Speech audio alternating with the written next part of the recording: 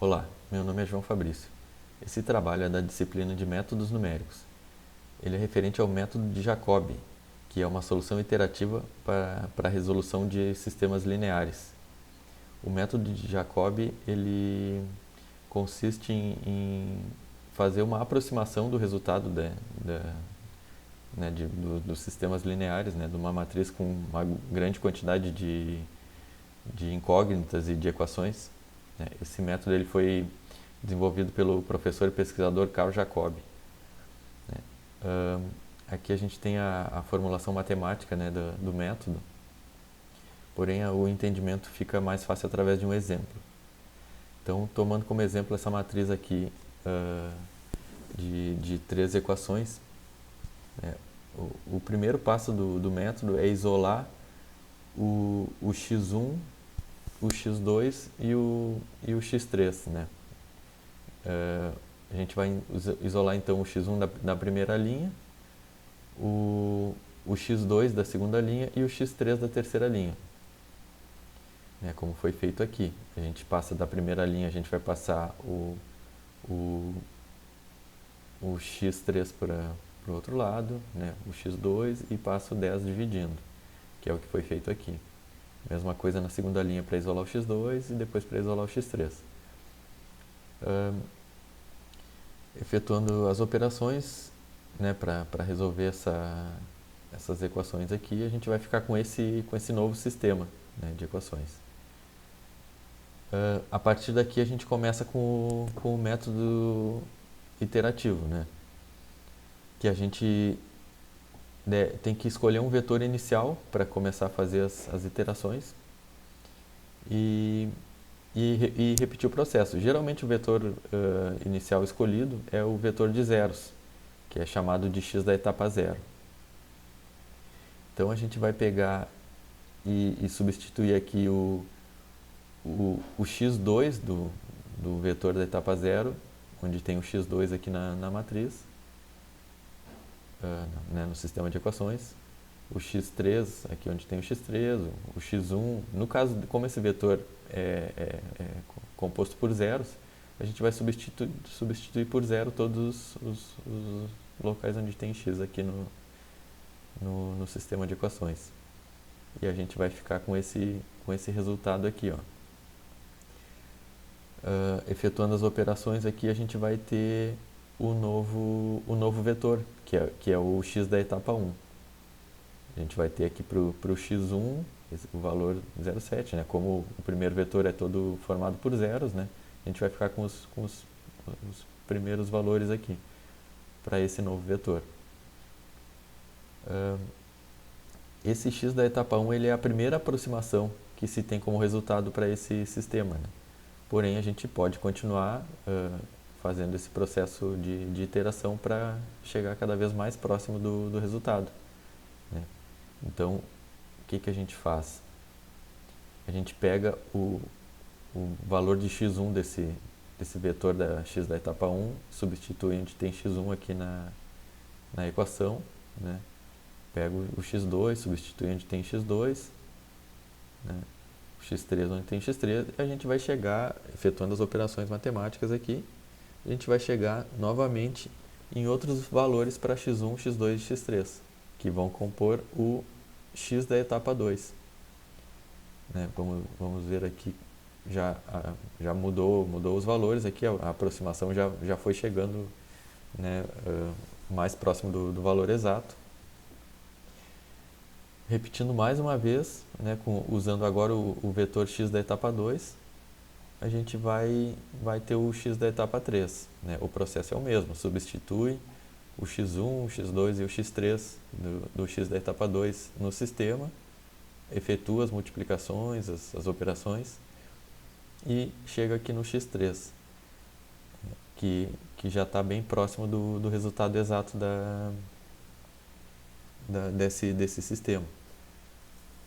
Aqui tem uma breve formulação matemática do método, né? E aqui a gente pode encontrar, ó, tem o x0, o vetor que foi escolhido como vetor inicial, o x da etapa 1, o x da etapa 2 e o x da etapa 3. Né? Dá para notar que eles estão cada vez chegando mais próximos do resultado exato desse sistema aqui, que é o vetor composto pelo 1, menos 2 e 1. Esse método de Jacobi ele tem uma condição de convergência, né? Uma verificação de convergência. Então, né, a pergunta, qualquer sistema de equações lineares pode ser resolvido pelo método de Jacobi? E a resposta é não. Né? Em alguns casos, né, para alguns sistemas, a gente faz, conforme vai se fazendo as iterações, a gente vai se distanciando do resultado correto, né, para o sistema. Por isso, alguns critérios têm que ser levados em consideração para poder usar esse método. Um desses critérios, né, é o critério da diagonal dominante, que é onde o somatório em módulo, né, dos elementos de uma linha, exceto do elemento, né, onde os índices I e J são iguais. Então, o somatório desses elementos deve ser menor do que, em módulo, né, deve ser menor do que o valor em módulo do elemento de índice I e J. A matriz que tem essa característica, ela é dita, então, diagonal dominante, e aí o processo de Jacobi o método de Jacobi pode ser usado, né, para resolver esse sistema. Esse processo de verificação da diagonal dominante é equivalente a verificar se a normalinha de uma matriz é menor do que 1. Então, vamos verificar aqui através desse exemplo, do exemplo 2. A gente tem essa primeira matriz aqui, né, com esses valores. E temos essa segunda matriz com valores diferentes, porém o resultado delas, o resultado exato dessas duas matrizes aqui é igual. Né? É 1, 2 e menos 1. É o resultado para essas duas matrizes. Porém, a gente consegue aplicar o teste ali da diagonal dominante nessa matriz aqui, né, e consegue verificar que ela tem essa característica, que ela é uma matriz diagonal dominante. Essa aqui já não possui essa característica. Então, a gente consegue já concluir que essa matriz vai convergir para o resultado usando o método de Jacobi, e essa daqui não vai. Aqui embaixo a gente tem os cálculos efetuados com o código, né, que foi implementado. Para a primeira matriz, a partir da iteração de número 38, a gente já tem o valor exato da matriz aqui, que é o 1, o 2 e o menos 1. Então, essa primeira matriz aqui, ela vai convergir no x da etapa 38 para o resultado exato. Já essa outra matriz aqui, né, que ela não tem a característica de diagonal dominante, o cálculo dela através do método de Jacobi não vai convergir para o resultado, ele vai se afastar cada vez mais do resultado. Então, aqui já é possível ver que com poucas iterações já foi para um resultado completamente diferente, né? Então, ela não é possível aplicar o método de Jacobi nessa matriz. Aqui é a implementação computacional do código para fazer o método de Jacobi, né, para resolver sistemas através do método de Jacobi computacionalmente. Ele é implementado em Python. Aqui eu tenho um exemplo da aplicação do método em um sistema de 5 equações. Né, aqui está o sistema de equações com 5 equações, 5 incógnitas. E a gente tem como solução exata desse conjunto de equações aqui o vetor 1, 2, 3, 2 e 1. E aqui tem os cálculos efetuados pelo código, né, que comprova o funcionamento do método para essa matriz. Aqui também a gente, aplicando a verificação de diagonal dominante, a gente vai vai confirmar que ela é uma matriz diagonal dominante, então o método pode ser aplicado. E aqui está o resultado. Aqui, a partir da iteração 119, se obtém o resultado exato daquele sistema. Um exemplo de aplicação do método Jacobi no curso de engenharia, né, ele pode ser usado para resolver sistemas de circuitos elétricos. A gente tem um circuito simples aqui, né, para conseguir fazer o exemplo, onde a gente quer descobrir o valor dessas correntes I1, I2 e I3. Né? Então a gente precisa fazer o levantamento das equações que vão compor esse sistema.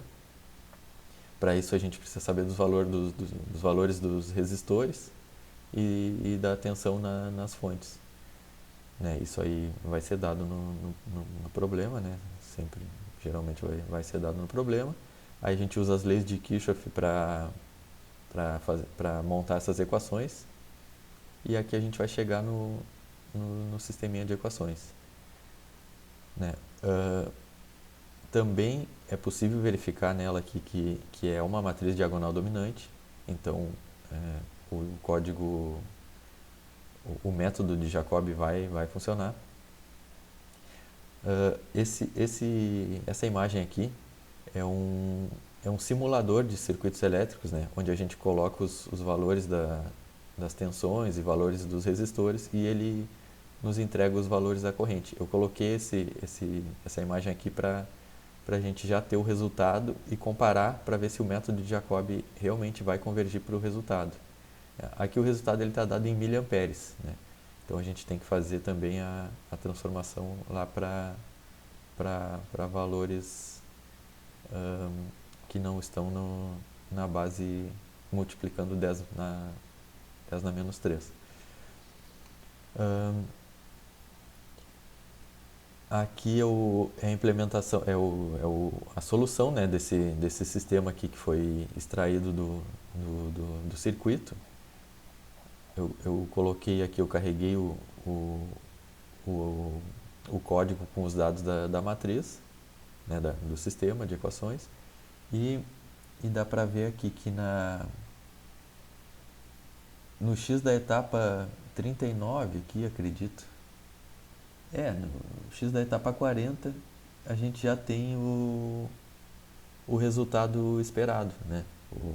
A gente já tem o resultado exato, né, praticamente no x da etapa 40, que é o 0.009, o 0.145 e o 0.136. O que acontece? Nesse caso a gente considera somente os valores em módulo, né? Porque quando a gente define o sentido dessas correntes aqui para montar o sistema de equações, caso a gente chegue em um valor de corrente negativa, essa setinha aqui, conforme a gente definiu para o sentido da corrente, ela é simplesmente... quando a gente chega num resultado negativo, é porque a gente colocou a seta para o lado contrário que a corrente está realmente circulando. Então não tem problema chegar num resultado negativo lá, porque seria só inverter a seta aqui e ter o valor como positivo. Então a gente considera os valores em módulo.